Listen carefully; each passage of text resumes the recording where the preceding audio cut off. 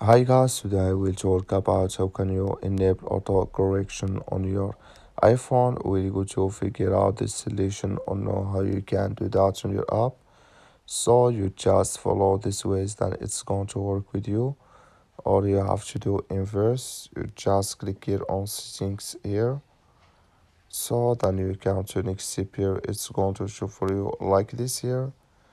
Then all you have to do next, you just go down here. You keep going down here, then you click here on general here, just click on it. Then you come to next step here, it's going to show for you like this here. So then you go down, just keep going down here. You click here on keyboard, just click on it.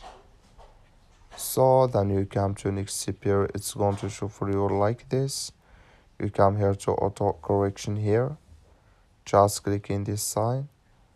Like you see, this color show for us, that's mean auto correction enabled with us now. That's all you have to do. That's all. Thank you for watching. Don't forget to support us by liking and subscribe.